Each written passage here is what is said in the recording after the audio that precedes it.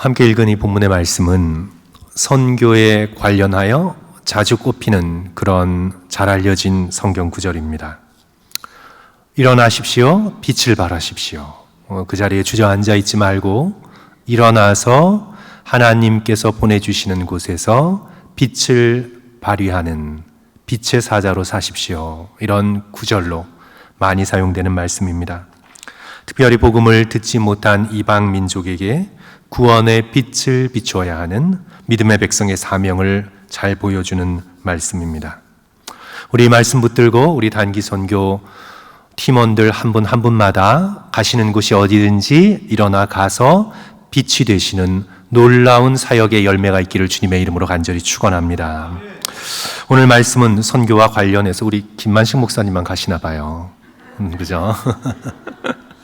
우리 성도들께서 아멘으로 크게 응답해 주심에 감사드립니다. 그렇게 해 주실 줄 믿습니다.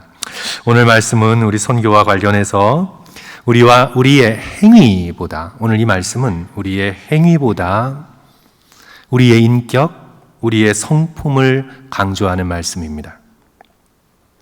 그러니까 오늘 이 말씀이 우리가 선교 현장에 나아가서 멋있는 프로젝트 하나를 기가 막히게 잘하고 돌아오자 하는 그런 사역 중심의 말씀이 아니라 그곳을 찾아가는 나는 어떤 사람인가, 그것을 묻고 있는 것입니다.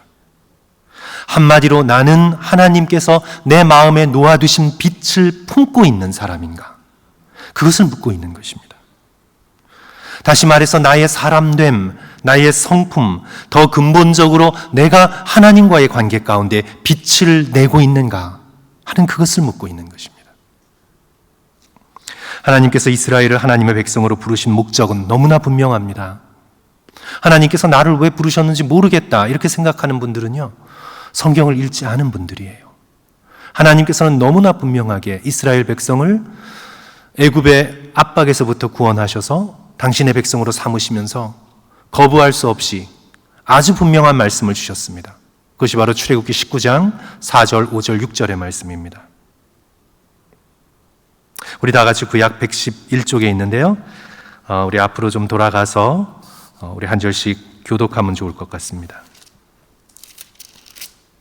이는 구약의 백성뿐만 아니라 오늘 신약의 백성들에게도 동일하게 적용되는 너무나 놀라운 말씀인데요. 출애굽기 19장 4절, 5절, 6절, 우리 또 오늘 말씀처럼 한 절씩 읽고 6절은 함께 읽겠습니다. 슬라이드 참조하시고요. 제가 4절 읽습니다. 내가 애굽 사람에게 어떻게 행하였음과 내가 어떻게 독수리 날개로 너희를 업어 내게로 인도하였음을 너희가 보았느니라. 세계가 다 내게 속하였나니 너희가 내 말을 잘 듣고 내 언약을 지키면 너희는 모든 민족 중에 내 소유가 되겠고 같이 읽습니다. 너희는 내게 대하여 제사장 나라가 되며 거룩한 백성이 되리라. 너는 이 말을 이스라엘 자손에게 전할지니라. 아멘. 하나님께서 애굽에서부터 이스라엘 백성을 불러내셔서 이제 신의 산으로 모으시고 십계명을 통해 하나님의 백성으로 삼으려고 합니다. 이제 여호와 하나님께서 그들의 하나님이 되시고 이스라엘은 하나님의 친백성이 되는 언약 예식을 앞두고 하나님께서 이스라엘 백성에게 내가 너를 구원한 목적이 이것이다 라고 발표해 주시는 것이 바로 4절, 5절, 6절의 말씀입니다. 뭐가 되라고요? 나의 소유된 백성이고 제사장 나라가 되고 거룩한 백성이 되는 것. 바로 이것이 하나님께서 믿음의 백성에게 걸고 계시는 기대입니다. 어떤 세상 사람들이 놀랄 대단한 프로젝트를 수행할 수 있는 능력을 먼저 말씀하시는 것이 아니라 능력은 하나님께서 주십니다. 하나님께서는 하나님의 일을 하심에 있어서 인간의 능력을 의지하시는 것이 아니라 능력은 하나님이 주세요. 다만 그 능력을 받을 수 있는 우리의 마음, 우리의 영혼의 자세, 우리의 성품이 그 능력을 받을 수 있는 준비가 되기를 원하고 계시는 것입니다. 그래서 오늘 말씀도 그렇고 출애굽기 19장 4절에서부터 6절 말씀도 그렇고 너가 하나님의 백성으로 무엇을 해라 라는 말씀이 먼저가 아니라 너가 어떤 사람이 되어야 하겠는가 하는 것이 먼저입니다. 우리의 존재, 우리의 성품, 그래서 내가 그런 사람이 되면 그런 일을 할 수 있는 능력을 하나님께서 주시기에 그 능력을 가지고 내게 놓아주신 하나님의 놀라운 빛을 전파하는 귀한 빛의 사자들이 되어갈 수 있는 것입니다. 신약에서 그대로 이어받았습니다. 베드로전서 2장 9절, 그러나 너희는 택하신 족속이요 왕 같은 제사장들이요 거룩한 나라요 그의 소유된 백성이니, 출애굽기 19장 4, 5, 6절과 똑같습니다. 이는 너희를 어두운 데서 불러내어, 출애굽 어두운 데서 불러내어 그의 기이한 빛에 들어가게 하신 이의 아름다운 덕을 선포하게 하려 하심이라. 출애굽기 19장의 사명 그대로 우리는 택함 받은 족속이고 하나님의 소유된 백성이고 왕 같은 제사장들이고 거룩한 나라입니다.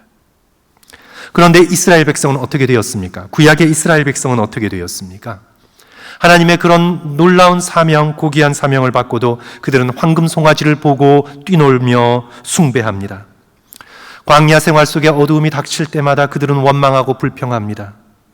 언제나 기회만 봐서 하나님께 등 돌리고 우상을 섬기려는 준비 자세가 되어 있습니다.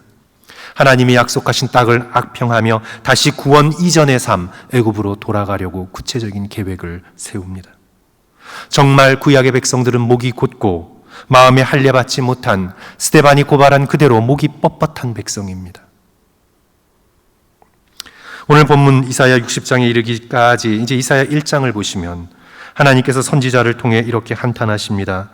이사야 1장 4절, 슬프다 범죄한 나라요 허물진 백성이요 행악의 종자요 행위가 부패한 자식이로다. 그들이 여호와를 버리며 이스라엘의 거룩한 일을 만홀히 여겨 멀리하고 물러갔도다. 21절에도 계속해서 하나님께서 탄식하시죠. 신실하던 성읍이 어찌하여 창기가 되었는고, 정의가 거기 충만하였고 공의가 그 가운데 거하였더니 이제는 살인자들 뿐이로구나. 이렇게 죄악된 세상으로 달려가 하나님의 뜻과는 수만 마일 떨어진 곳에 살게 된 이스라엘 백성에게 하나님은 어떤 일을 하실 것입니까? 이것이 이제 구약의 질문입니다.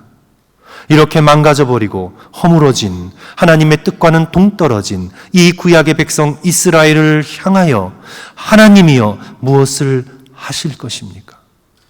하나님이 무엇을 하십니까? 하나님이 무엇을 하고 계셨습니까? 이것이 이사야의 가장 중요한 질문입니다.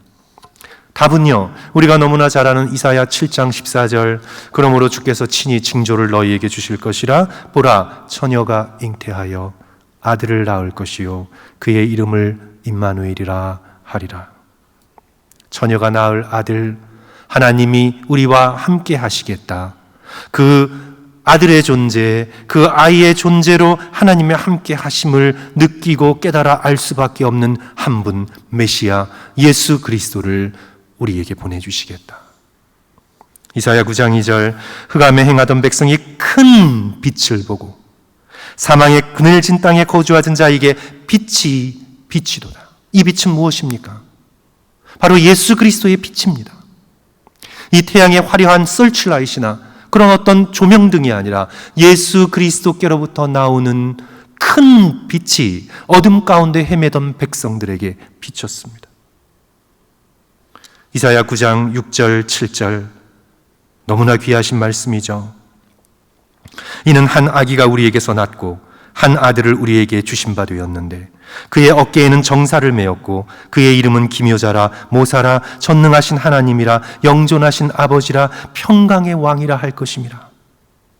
그 정사와 평강이 더함이 무궁하며 또 다윗의 왕자와 그의 나라에 군림하여 그 나라를 굳게 세우고 지금 이후로 영원히 정의와 공의로 그것을 보존하실 것이라. 만군의 여호와의 열심히 이를 이루시리라. 그리하여 하나님의 뜻과 어긋나 수만 마일 떨어져 있는 하나님의 백성 이스라엘에게 하나님께서는 하나님의 때가 이름에 독생자 예수 그리스도를 이 땅에 보내실 것이다. 그래서 예수 그리스도의 소망을 가지고 어둠을 버텨내며 살아온 믿음의 백성들에게 드디어 신약의 첫 장이 열려 예수 그리스도께서 오시는 것이죠. 오늘 이 이사야 60장 1절, 2절, 3절의 빛은요, 바로 빛으로 오신 예수 그리스도이십니다. 삼위일체 안에서 빛으로 계셨던 예수 그리스도를 우리에게 보내주실 것이다. 그리하여 그 빛을 우리의 마음속에 간직하고 이 빛을 비추는 자들이 되어야 할 것이다 말씀하고 있는 것입니다. 사랑하는 성도 여러분, 우리가 선교를 가던 보내던 우리의 삶의 자리에서 우리는 예수 그리스도의 선하고 아름다운 빛을 비추는 자로 삶을 살아가야 합니다. 지금 여기 LA에서는 어둡게 살고 있다가 갑자기 선교 현장에서 빛을 발할 수는 없는 것입니다. 인생이 그렇게 되질 않습니다. 세상의 질서가 그렇게 되는 것이 아니에요. 내가 여기서는 어둠의 삶을 살고 빛 없이 삶을 살다가 갑자기 선교 간다고 빛이 나오는 게 아니에요. 그렇지 않아요. 우리는 선교를 가든지 보내든지 우리의 집안에 있든지 어디에 머물든지 우리의 삶 속에 하나님께서 넣어주신 예수 그리스도의 빛을 간직하고 그 빛으로 우리 삶의 어두움을 비추는 빛의 존재로 살아가야 합니다. 교회에서 다투고 싸우고 언성 높이고 목소리 높이는 사람이 갑자기 선교 현장 가서 성자가 되지 않아요. 절대 그렇지 않아요. 오늘 우리는 우리의 삶 속에서 우리가 살아가는 빛된 삶을 살아가는 그 삶, 그 마음을 가지고 거기로 가는 것일 뿐입니다. 그래야 우리가 다시 한번 가던 보내던 우리가 깨닫고 결단하고 주님 앞에 꿇어 엎드려야 할 것은 주께서 나의 마음속에 심어주신 예수 그리스도의 빛을 잃지 않는 사람이 되어야 되겠다. 아무리 이 세상을 살며 돈에 대한 염려가 많고 건강에 대한 염려가 많고 따로 내 자존심이 짓밟히는 아픔의 순간이 많다 할지라도 나는 절대로 하나님께서 내 마음속에 놓아두신 예수 그리스도의 이 영광스러운 빛을 빼앗기지 않겠다. 결단하시는 성도 여러분 되시기를 주님의 이름으로 간절히 축원합니다. 우리 선교팀을 보내면서도 이 빛이 크게 타오를 수 있도록 더욱 열심히 기도하고 격려하고 중보하고 애쓸 수 있는 저와 여러분이 되어야 되겠습니다. 성도 여러분, 세상은 점점 어두워질 것입니다. 새벽의 빛이 밝아오기 전까지 세상은 어두워질 것입니다. 세상은 계속해서 빛 되신 하나님을 등지고 가기 때문에 더욱 어두워질 것입니다. 오늘 본문 60장 2절 보라 어둠이 땅을 덮을 것이며 캄캄함이 만민을 가리려니와. 이런 영적인 어두움 속에서 우리가 정말 바랄 것은 하나님의 영광의 빛 예수 그리스도의 빛 밖에는 없습니다. 오직 여호와께서 내 위에 임하실 것이며 그의 영광이 내 위에 나타날 것이라. 그리하여 칠흑 같은 어두운 밤에 빛나는 별빛처럼 우리 믿는 자 한 사람 한 사람이 우리의 삶의 자리에서 빛을 발하게 될 것이라. 우리가 목소리를 높여 애쓰지 않아도, 우리가 우리 자신을 알리려고 선전하고 광고하고 오라고 선물 주고 하지 않아도 예수 그리스도의 빛이 우리의 인격과 성품 가운데 놓여 있으면 3절 나라들이 내 빛으로 왕들이 비치는 내 광명으로 나아올 것이라. 사랑하는 성도 여러분, 우리가 선교에 임하면서 우리가 만나는 사람들에게 줄 수 있는 최고의 선물은 우리가 부유한 나라 미국에서 왔다는 자부심이 아닙니다. 우리가 그들보다 조금 더 돈을 가지고 있어서 돈의 힘으로 그들에게 뭔가를 선물을 줄 수 있다는 것도 아닙니다.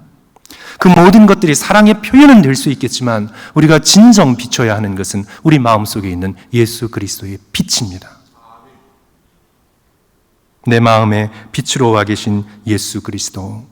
그리하여 우리가 선교를 떠나기 전까지 우리는 열심으로 기도하고 열심으로 주님 앞에 나아gam으로 우리의 빛 되신 예수 그리스도가 우리의 마음속에 더욱 밝게 빛나도록 주님 앞에 나아가 꿇어 엎드리는 저와 성도들 되어야 되겠습니다.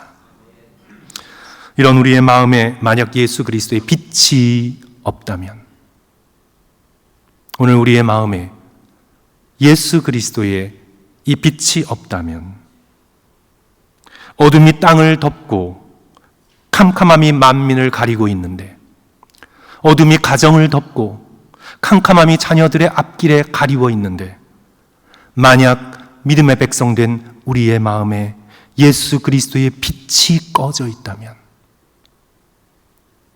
마땅히 깨어 비춰야 하는데 예수 그리스도의 빛이 우리의 마음속에 꺼져 있다면, 성도 여러분이 얼마나 비극적인 일입니까? 제가 전해내온 이야기 하나로 오늘 말씀을 마감하려고 합니다. 스코틀랜드 북서쪽에 보면 100여 개의 섬들로 구성된 그 헤브리디스라고 불리는 그런 도서 지역들이 있습니다. 옛날 어느 섬에 작은 마을이 있었는데, 전기가 없던 캄캄한 시절, 밤늦게까지 고기를 잡던 배가 바닷길을 잃지 않고 집을 찾을 수 있었던 단 하나의 소망은 섬의 끝자락에 있는 오두막의 등불 때문이었습니다. 그래서 남편이 또는 집에서 아들이 고기를 잡다가 밤늦게까지 돌아오지 않으면 반드시 거기에서 불을 켜고 그 불이 꺼지지 않도록 지켜야만 했습니다.